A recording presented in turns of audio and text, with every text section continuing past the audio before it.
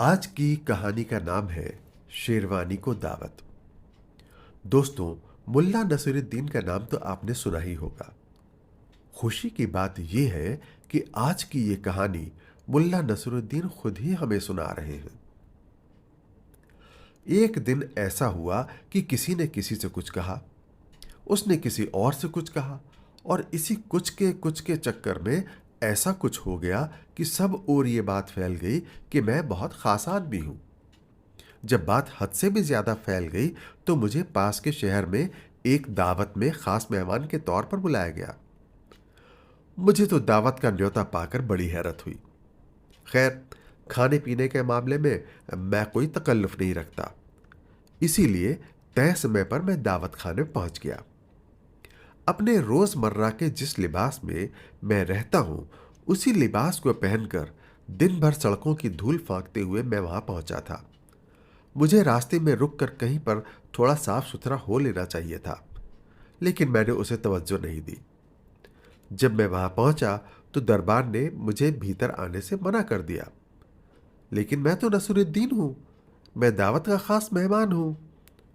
वो तो मैं देख ही रहा हूं, दरबान हंसते हुए बोला। वह मेरी तरफ झुका और धीरे से बोला, और मैं खलीफा हूं। यह सुनकर उसके बाकी दरबान दोस्त जोरों से हंस पड़े।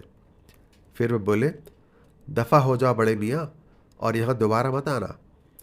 कुछ सोचकर मैं वहां से चल दिया। दावत खाना शहर के चौराहे पर था और उससे थोड़ी दूर पर मेरे एक दोस्त का घर था। मैं अपने दोस्त के घर गया। नसीरुद्दीन, तुम यहां? दोस्त ने मुझे गले लगाया और हमने साथ बैठकर इस मुलाकात के लिए अल्लाह का शुक्र अदा किया। फिर मैं काम की बात पर आया। तुम्हें वो लाल कढ़ाईदार शेरवानी याद है जो तुम मुझे पिछले साल तोहफे में देना चाहते थे? मैंने दोस्त से पूछा। बेशक, वह अभी भी अलमारी में टंगी हुई तुम्हारा इंतजार कर रही है।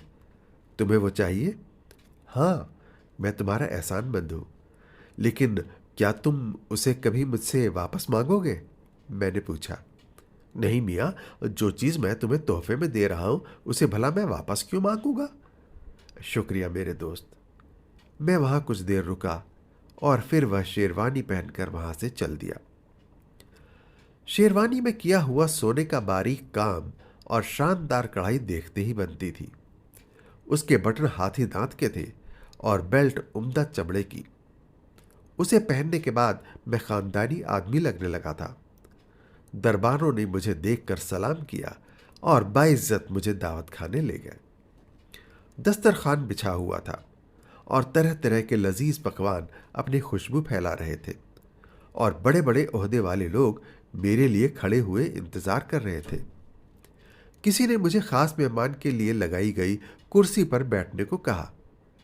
लोग फुसफुसा रहे थे, सबसे बड़े आलिम मुल्ला नसीरुद्दीन यही है।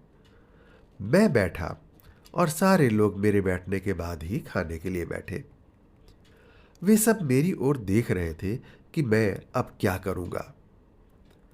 खाने से पहले मुझे बेहतरीन शोरबा परोसा गया। वे सब इस इंतजार में थे कि मैं अपना प्याला उठाकर शोरबा चखूं। मैं शोरबा का प्याला हाथ में लेकर खड़ा हो गया और फिर एक रस्म के माफिक मैंने शोरबा अपनी शेरवानी पर हर तरफ उड़ेल दिया। वे सब तो सन्न रह गए। किसी का मुंह खुला रह गया तो किसी की सांस ही थम गई। फिर वे बोले, आपने ये क्या किया हजरत? आपकी तबीयत तो ठीक है? मैंने चुपचाप उनकी बातें सुनी। उन्होंने जब बोलना बंद कर दिया तो मैंने अपनी शेरवानी से कहा, मेरी प्यारी शेरवानी, मुझे उम्मीद है कि तुम्हें यह लजीज शोरबा बहुत अच्छा लगा होगा। अब यह बात साबित हो गई है कि यहां दावत पर तुम्हें ही बुलाया गया था, मुझे नहीं। दोस्तों, कहने की जरूरत नहीं मुल्ला नसीरुद्दीन के दोस्त तब कितना शर्मिंदा हुए होंगे। किसी ने बहुत खूब कहा है, इत्र से कपड़ों को महकाना कोई बड़ी बात नहीं है, मजा तो तब है जब आपके किरदार से खुशबू आए। यह चैनल आपका अपना चैनल है। इसको लाइक, शेयर और सब्सक्राइब करना न भूलें। धन्यवाद।